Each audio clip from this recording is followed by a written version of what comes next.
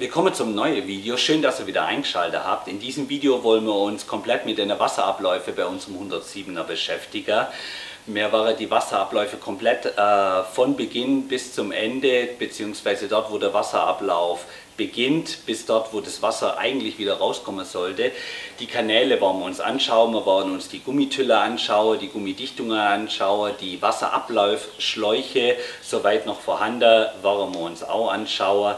Auf dem Kanal gab es vor ungefähr 1-2 Monaten ein Video, das hat sich mit der Hohlraumversiegelung unterm Fahrzeug beschäftigt, beziehungsweise mit den Längsträger. Da haben wir die Längsträger genau in Augenschein genommen. Die Infokarte blende ich euch jetzt ein. Das wäre schön, wenn ihr da auch mal reinschaut, würde mich freuen.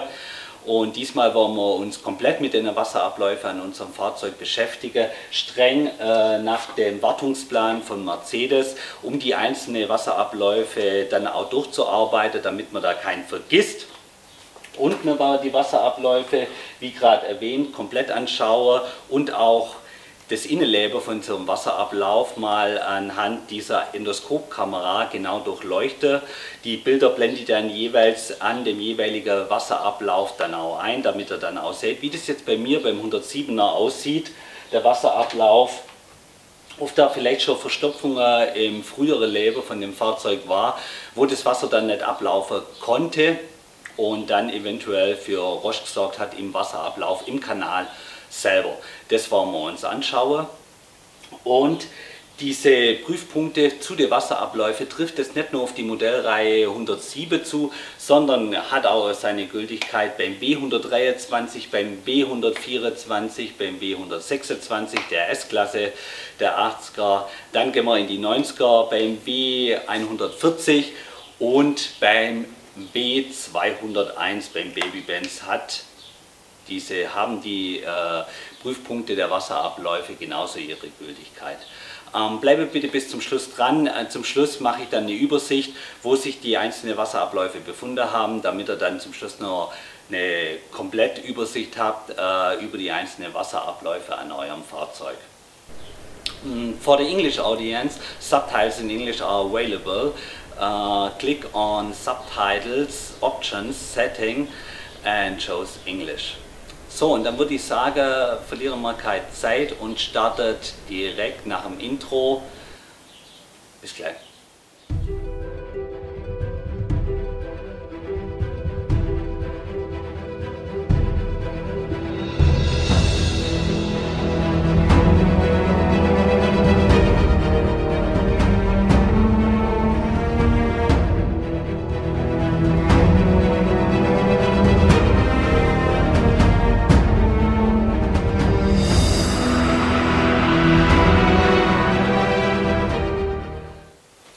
Prüfpunkt, der erste Wasserablauf bei unserem 107er wäre hier die Tankmulde von oben betrachtet. Ich öffne den Tankdeckel hier und dann links vom Tankdeckel habe ich da den Wasserablauf und da fahre ich jetzt mit meiner Endoskopkamera rein, mache Aufnahme.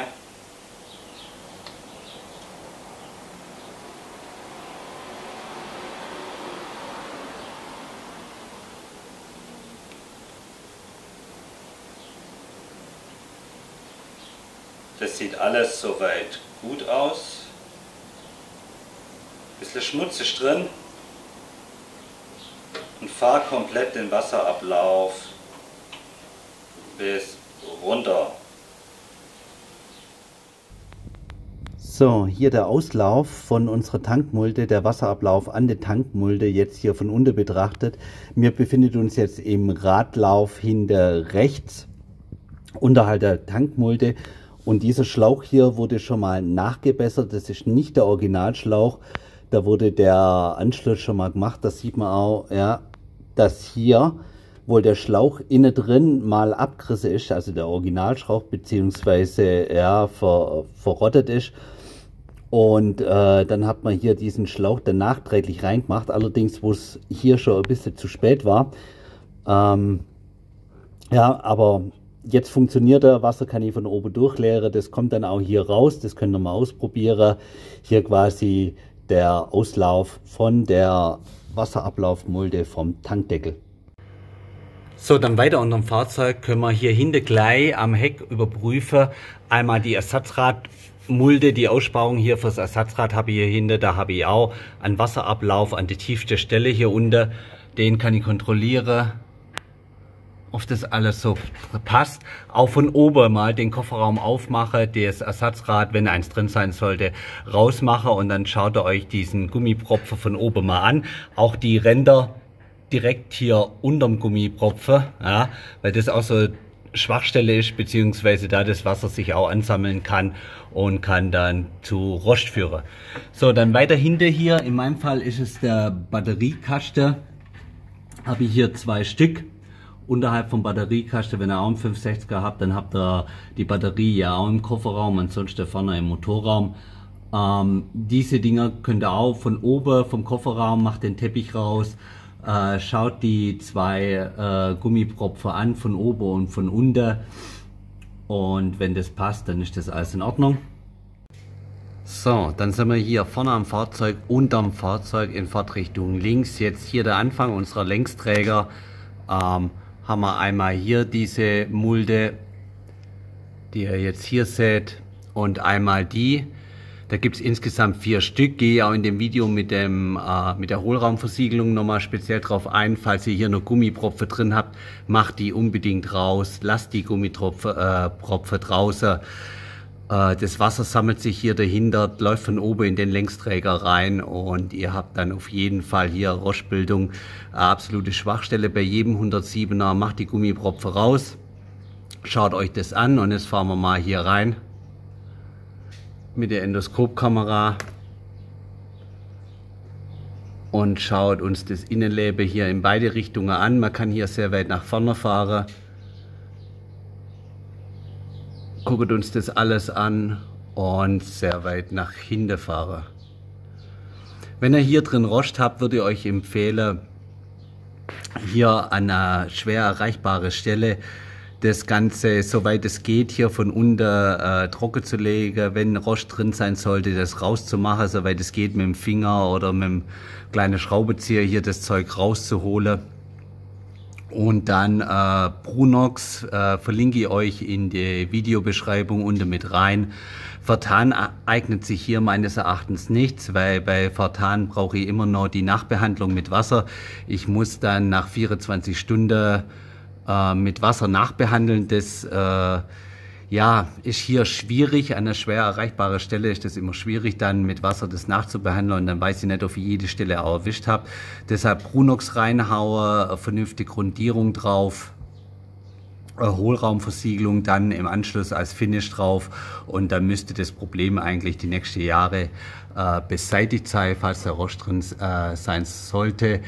Die Links zu den einzelnen Produkten packe ich euch in die Videobeschreibung rein, dann könnt ihr euch die mal anschauen. So, und dann gehen wir auf die rechte Seite vom Fahrzeug.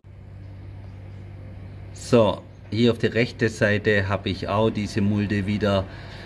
Bei mir schon diese Verschlussstopfer schon entfernt, damit das Wasser, wenn sich welches ansammeln sollte, dann auch hier vernünftig ablaufen kann.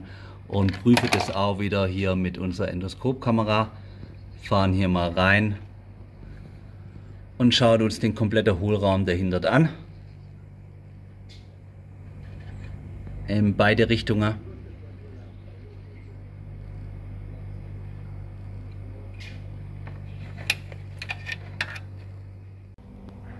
So, und wir sind an unserer Mulde hinter in Fahrtrichtung links, jetzt hinter der Hinterachse. Hier habe ich meinen Auspuff und hier quasi auch schon der Deckel entfernt. Jetzt sieht man hier auch schon ein bisschen, ja, die orangene Farbe hier, aber auch noch schön erkennen die Originalversiegelung ab Werk. Jetzt fahren wir da auch mal mit der Endoskopkamera rein und schaut uns das Ganze mal von innen an.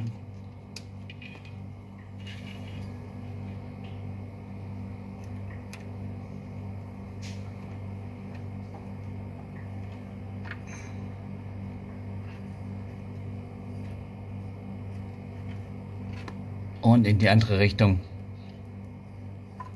Ganz hoch, soweit es geht.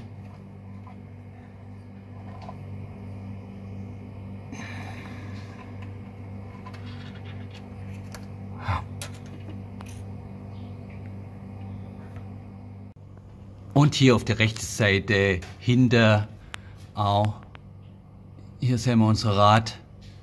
Hier ist das Pumpepaket angeordnet und hier dann die Mulde, wo wir dann auch in Augenschein nehmen und mit der Endoskopkamera reinfahren. Hier bei den Räumen, die dann nach links und rechts weggehen, bietet sich so an, auf die Endoskopkamera den Umlenkspiegel drauf zu tun, damit die dann auch, wenn ich reinkomme, hier den Boden mal genau hier anschauen kann, also die Unterseite ist auch kein Fehler, also auch ruhig mit Spiegel mal reinfahren und das genau anschauen. So, dann hier vorne jeweils an dem Anschluss zur Vorderwand, wenn er die Tür öffnet, habe ich hier unten einen Wasserablauf, der hier in dem Seitenschweller dann rauskommt. Da unbedingt mal reinfahren, da auch mal reingucken, man sieht den schon schön hier von oben, wenn man die Tür öffnet. Wir fahren aber jetzt noch mit unserer Endoskopkamera rein, um den komplett von oben bis unten anzuschauen.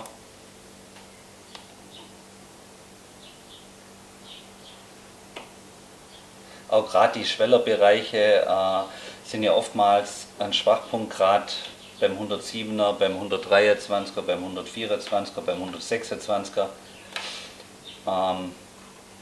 Da ruhig mal reinschauen, ob das alles da noch so in Ordnung ist.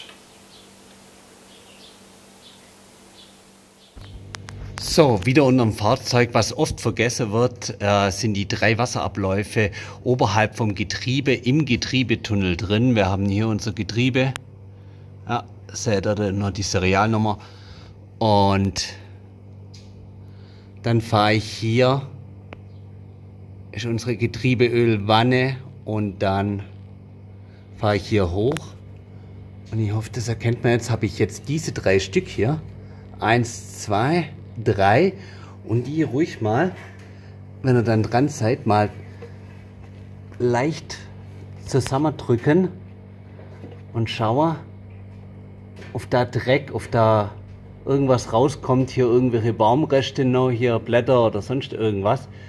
Das sind hier die Abläufe von der Klimaanlage und von der Heizung. Schaue, dass die alle frei sind und soweit in Ordnung sind.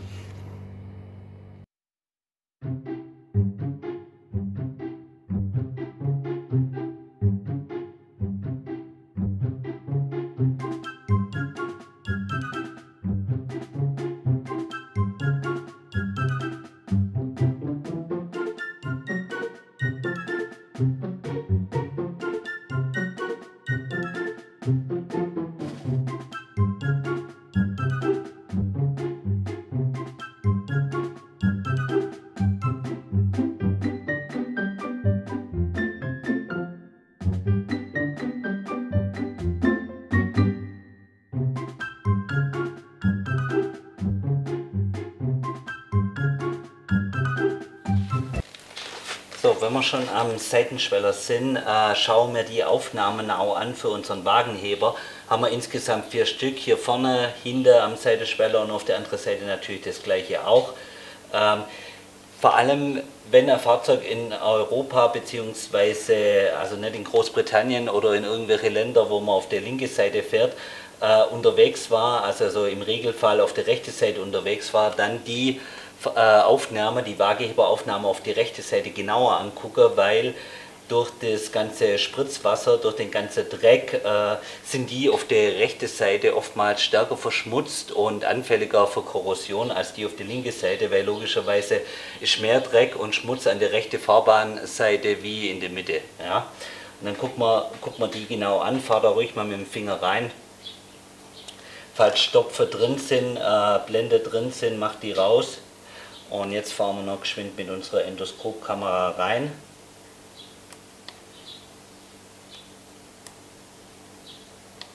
Und schaut uns das Ganze von innen an. So, hier noch eine Stelle, die nicht zum typischen Wasserablauf gehört, aber wie ich finde, dennoch Beachtung finden sollte, ist hier hinter der vorderen Wagenheberaufnahme habe ich hier noch so eine Aussparung, so eine ovale Mulde. da auch mal reinschaue, mal reingucke, mal mit dem Finger reinfahre und gucke, ob da noch alles fest ist. Das auch unbedingt hier am Seitenschweller ist auch so ein typischer Fall, müsst ihr euch mal anschauen.